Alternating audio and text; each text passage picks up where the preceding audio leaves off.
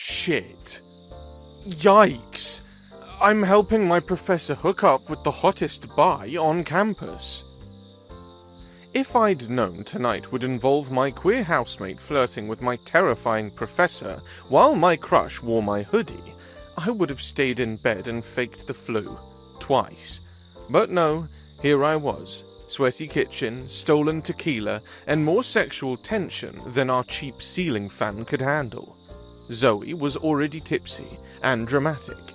Henry was somehow both shirtless and in my hoodie, zip wide open like he was daring someone to comment.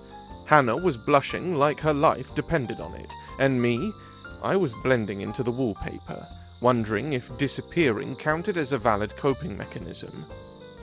"You're not drinking?" Zoe asked, squinting at me like my sobriety was a personal insult. "I have a face tomorrow," I mumbled. "You always have a face tomorrow. That's how faces work." I opened my mouth to reply, but then the door creaked open and someone new stepped into the room. Someone tall, in black, with a face that said, "I know more than you, and I hate that about myself." Oh, God. "Shane," I croaked.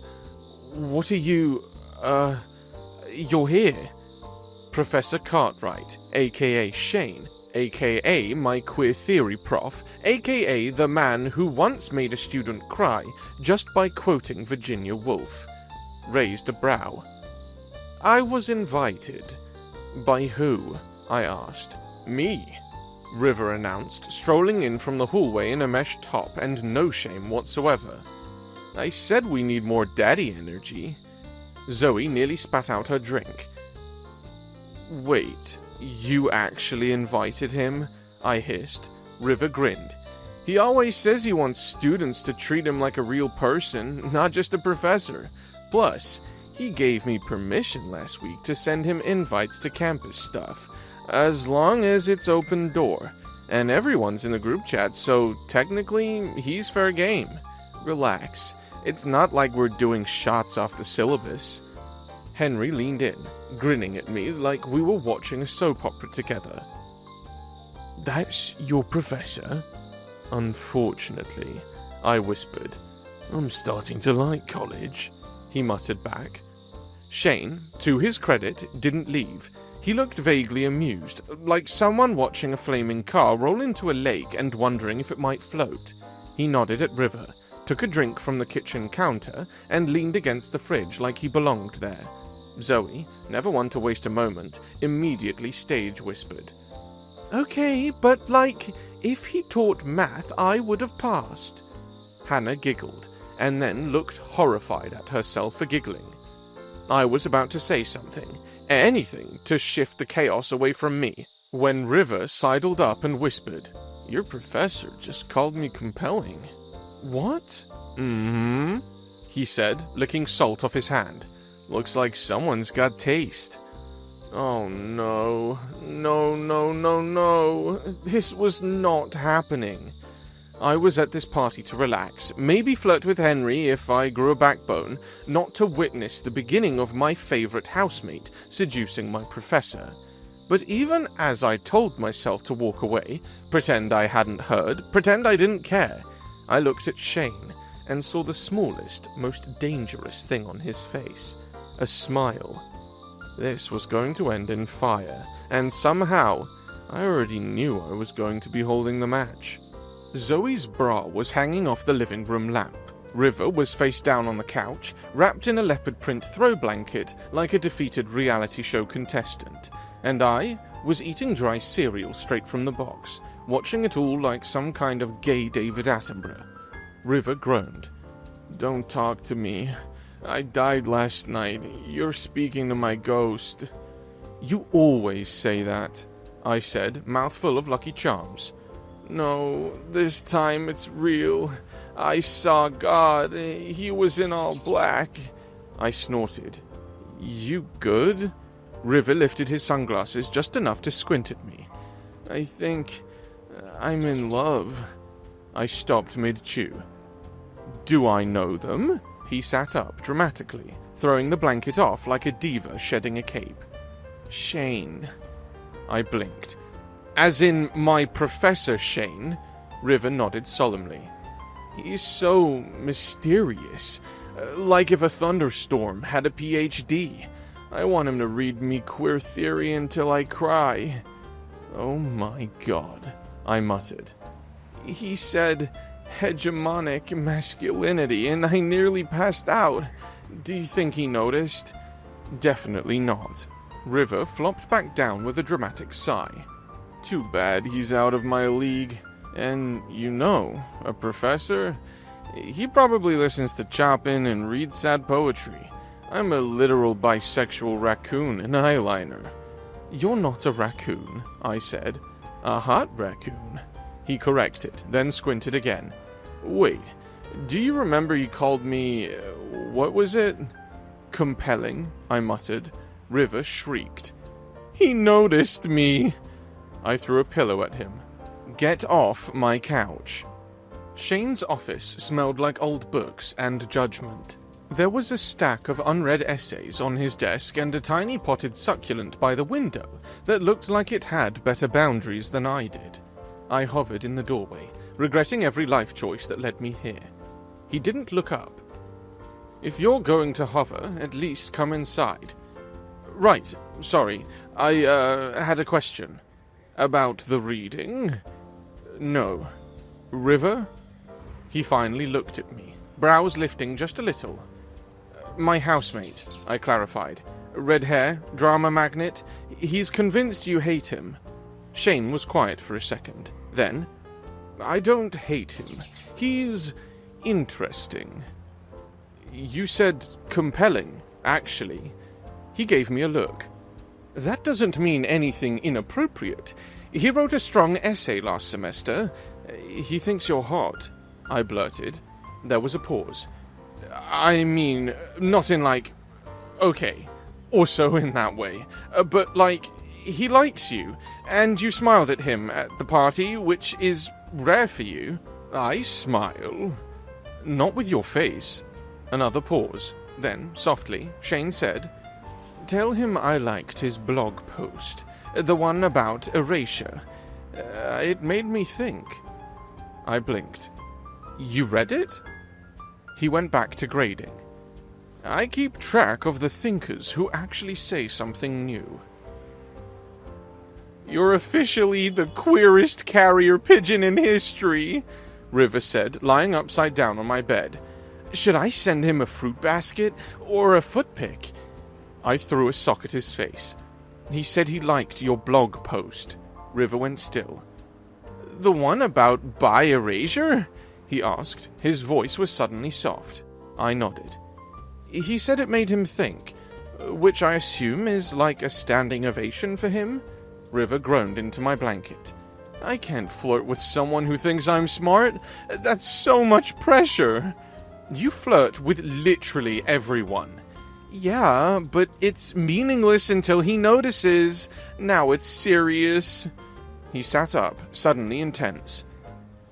Okay, what if I actually tried, like, genuinely? Do you think he'd freak out? Only one way to find out, I said, and then instantly regretted giving him hope. The cafe was too bright. There was too much oat milk. Everything smelled like ambition and anxiety. River looked stunning.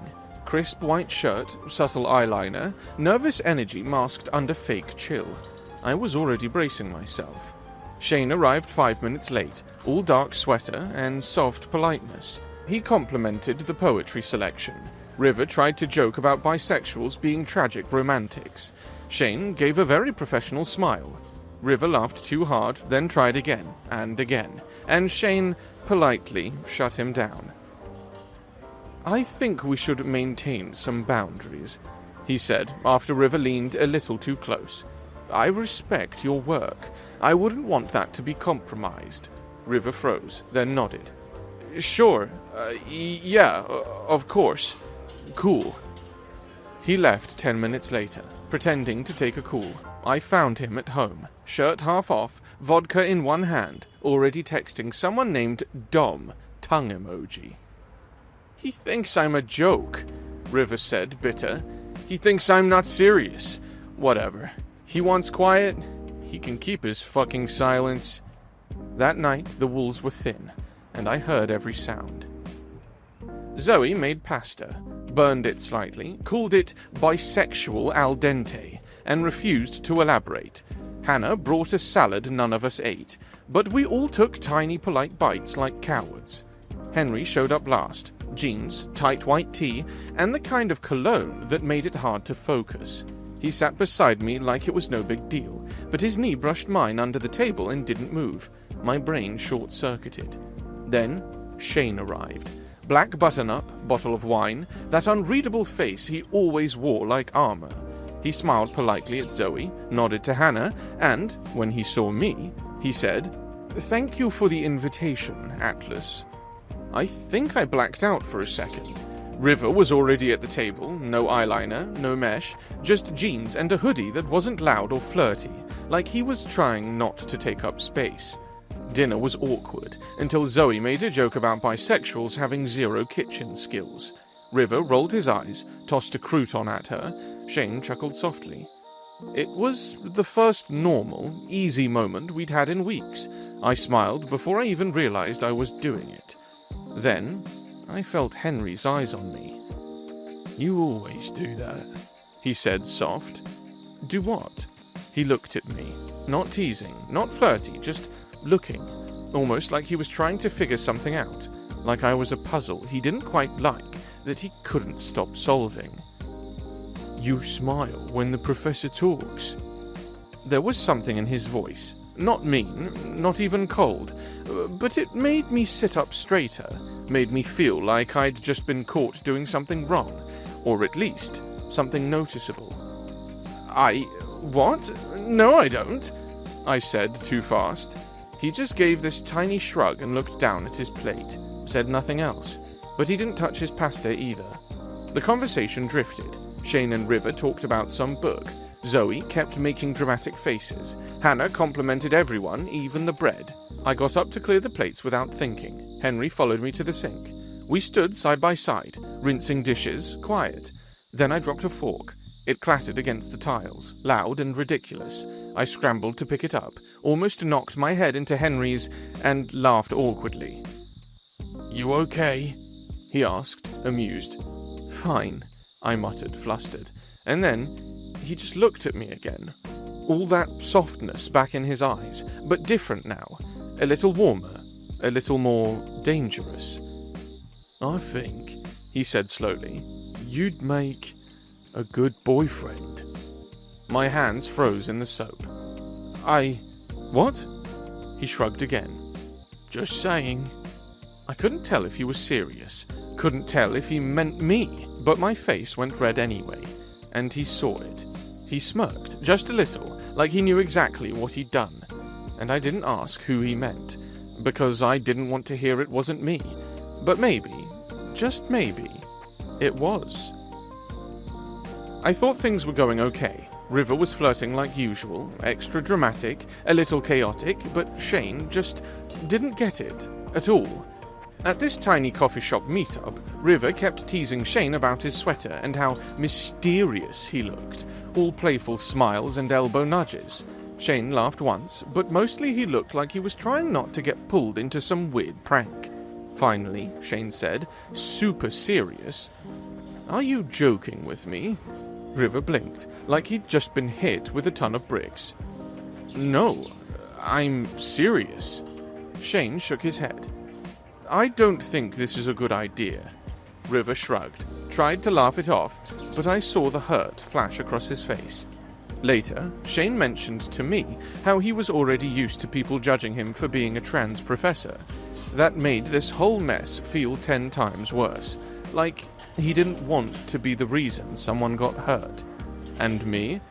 I was stuck right in the middle, wishing I could just disappear.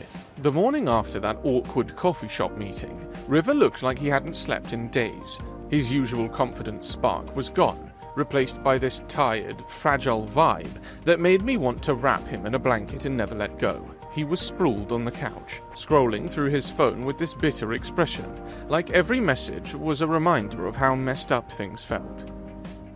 "Look, I hooked up with someone else last night," he admitted without looking up. His voice was low, like he was ashamed but also angry at himself. Not because I wanted to, because I thought maybe if I did, I'd stop caring so much about Shane. But it just made it worse. I waited for him to say more. He didn't. Finally, I said, River, you're not a joke. You're not some punchline he's laughing at behind your back. Maybe he's just scared. We all get scared. River sighed and rubbed his hands over his face. I don't know if I can keep pretending, though. Pretending Shane even notices me.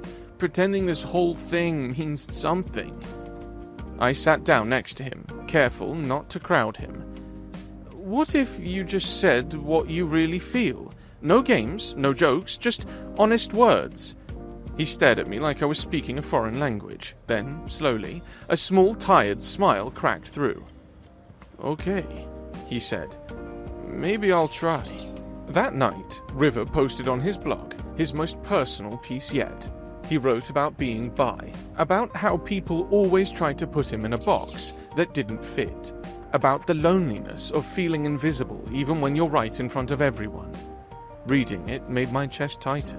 It was like he'd finally ripped off the mask and showed the real him to the world, raw, vulnerable, and fierce all at once. A few days later, Shane's lecture was different. Usually, he was all sharp edges and pointed critiques, dissecting theories with that quiet intensity that made everyone pay attention. But that day, he seemed softer, more open. He started talking about queer theory like usual, but then he paused, looked at the class, and maybe at me, because I felt like he was seeing more than just faces in the crowd. I want to talk about vulnerability, Shane said quietly, about what it means to risk being seen, especially when you're used to being overlooked or judged. The room went still.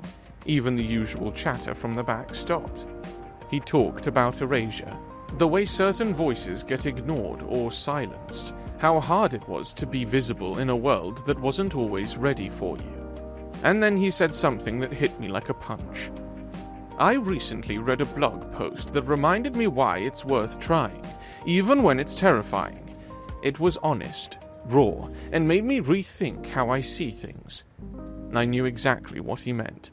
After class, Shane pulled me aside. River's blog, he said. It made me realize how much I've been holding back, how afraid I've been of making mistakes. I'm not perfect, far from it, but I want to do better. I caught River watching from the doorway, his eyes wide and hopeful, like he couldn't believe what he was hearing. For the first time since this whole thing started, I felt like maybe Shane and River weren't just fumbling around in the dark anymore. Maybe they were starting to find their way, and me, I was just glad to be there to watch it happen. Over a week later, Shane and River were starting to connect in this way that wasn't loud or obvious, but you could feel it in the little things, like when Shane would hold River's gaze just a bit longer during class, as if trying to read something behind his jokes. Or the way River would catch Shane watching him sometimes, then look away with that goofy grin, pretending it wasn't a big deal. One afternoon, I saw them together in the campus library. Shane was helping River with his essay, leaning over the table, pointing at the paper, his voice low and patient. River kept fidgeting with his pen, but was totally focused on Shane, nodding like Shane's words were a secret map.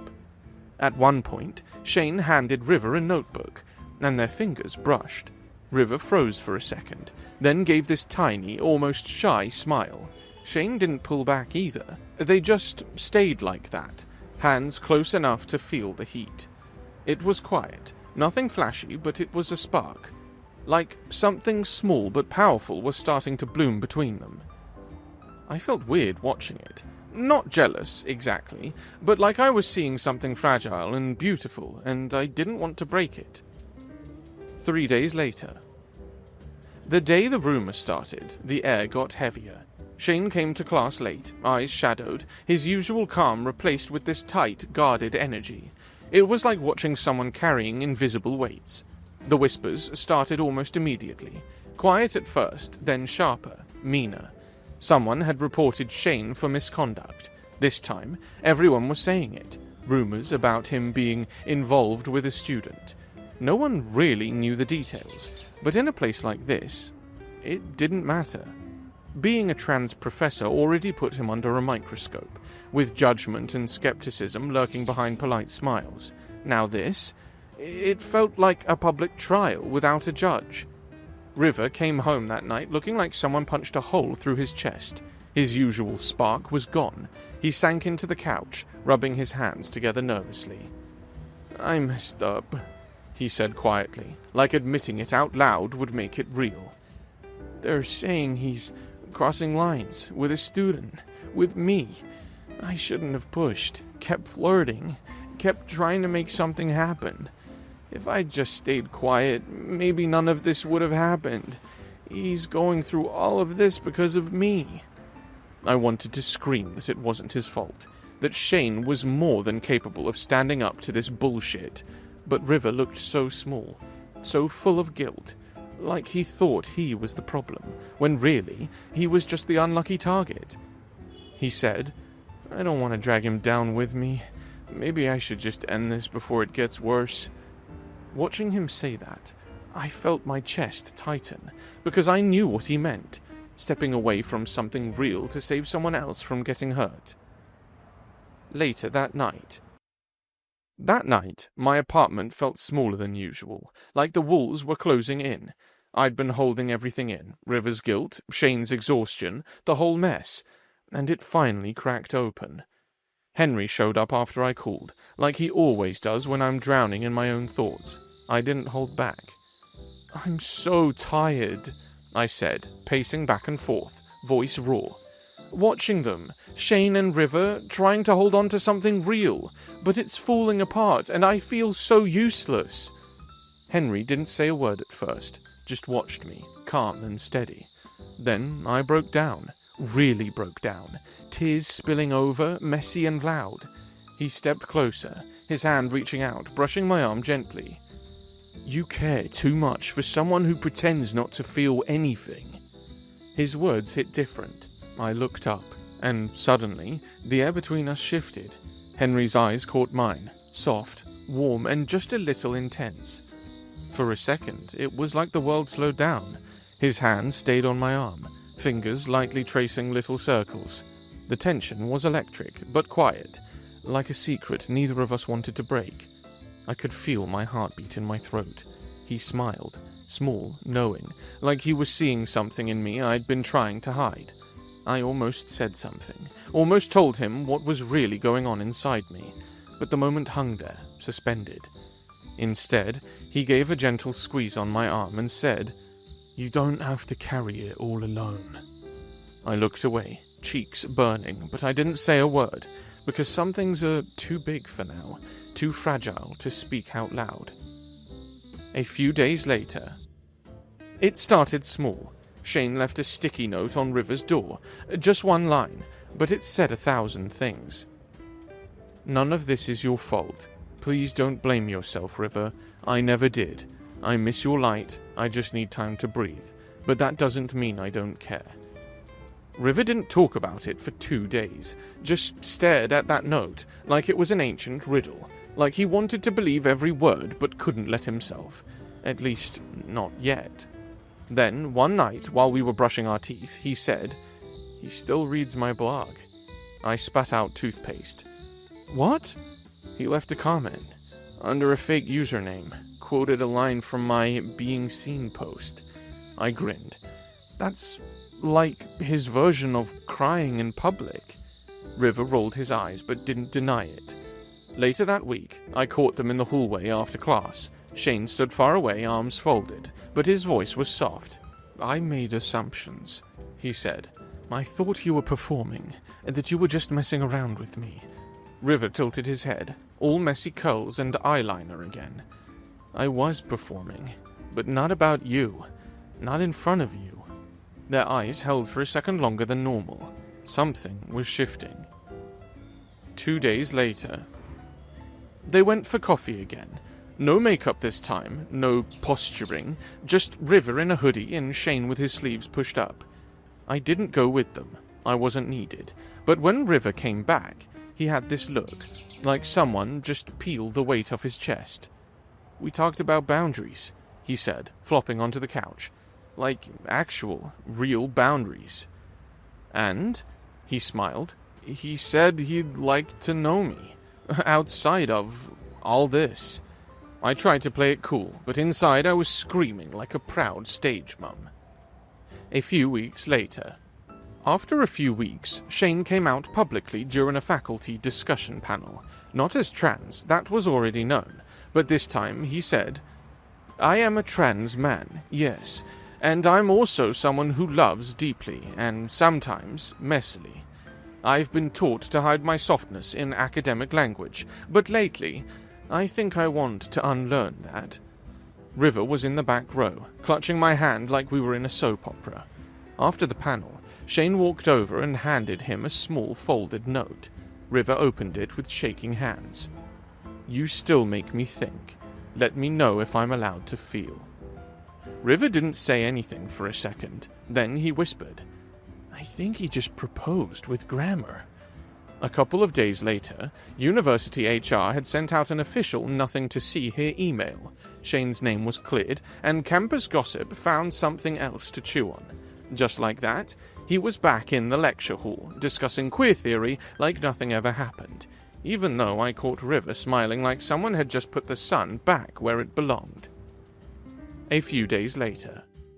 The night of River's performance was absolute chaos, but like glittery chaos. Zoe was backstage, yelling about bisexual visibility while trying to glue rhinestones to her eyelids. Someone tripped over a power cord and nearly took out the DJ booth, and River was pacing in heels, mumbling his own lyrics like a prayer. I was tasked with saving seats, because apparently I have a trustworthy face. Sure. I took front row center. Henry slipped in beside me right as the lights dimmed, his shoulder brushing mine like he belonged there. "Did I miss anything?" he whispered. I tilted my head toward the stage. Only River threatening to throw hands at the lighting guy. He grinned. "So, the usual." Then the music started. A slow build. Spotlights swept across the stage, and then River stepped out. He was dazzling, literally glowing. Rhinestone blazer catching the light like he was born under it. Fishnets and heels and eyeliner that could slice a man open. But what got me wasn't the look. It was his face. His joy, his defiance, his peace. He danced like the world had finally stopped asking him to choose a side. Halfway through the number, something shifted. Shane walked onto the stage. No announcement, no dramatic lighting, just him, in his plain black shirt and nervous eyes, clutching a mic like it might bite. The music cut out. People murmured. He cleared his throat. "I've been afraid of being seen wrong my whole life," Shane said, voice low but steady. "But I'm more afraid of not seeing you at all." He turned to River, full on, everything in him wide open. "I want this, publicly, messily, honestly. I want you." Silence held the room like a breath. Then River crossed the stage and kissed him. Not shy, not hidden, not something that could be misread or minimized. A real kiss, loud with meaning, quiet with relief, like they'd both been underwater for months and were finally breaking the surface. The crowd lost it. Applause roared. Zoe screamed something about destiny. Hannah wiped her eyes. Someone, I kid you not, threw a wig into the air like it was a bouquet at a wedding. I felt Henry's head dip against my shoulder, heard his voice close to my ear. "That's one hell of a coming out." I smiled. Yeah. But I wasn't watching River and Shane anymore. I was watching him. His hand brushed against mine on the seat between us, tentative, and I didn't move. A few hours later. The air outside was cooler, softer. The crowd had thinned out. River was surrounded by drunk fans taking selfies and declaring him a queer icon. Shane stood to the side with this glazed, dreamy look, like someone had replaced all the bones in his body with glitter. Henry and I stood a little ways away, beneath a broken streetlight that flickered every few seconds, like it couldn't make up its mind. We didn't talk. We didn't need to. Our shoulders were touching again, and maybe it was nothing, maybe it was everything. He shifted slightly, turned toward me, bumped my arm in that way he does when he wants me to look at him. "You're really good at the whole invisible caretaker thing," he said. "Like a hot ghost with anxiety." I snorted. "Wow, I'm swooning." He laughed, then looked at me again. This time, a little more serious, a little more exposed. "I meant it," he said. "You take care of everyone else so quietly, like it's normal, like it doesn't eat you alive." I didn't know what to say, so I didn't say anything. He took a breath. "If someone like me asked someone like you out, would you laugh?" It was so quiet. I could hear my own heartbeat. I turned to him fully. "No," I said. "I'd probably say yes before you even finished asking." His mouth twitched like he was fighting back a smile and losing. "Good," he murmured, stepping just a little closer, the kind of close that made everything else fall away. "I was hoping you wouldn't." I don't know how long we stood there like that. Maybe seconds, maybe lifetimes. But for once, I didn't feel invisible. I didn't feel like a side character in someone else's story. I felt seen, wanted. We didn't kiss, not yet, but his hand found mine, and he held it like a secret, like something he wasn't afraid of anymore. And maybe that was enough, for now. The end. Do you think Atlas was a good matchmaker? Thanks for watching. Subscribe to become a part of our Rainbow Force, and consider joining our membership for early access and exclusive content. Stay wholesome.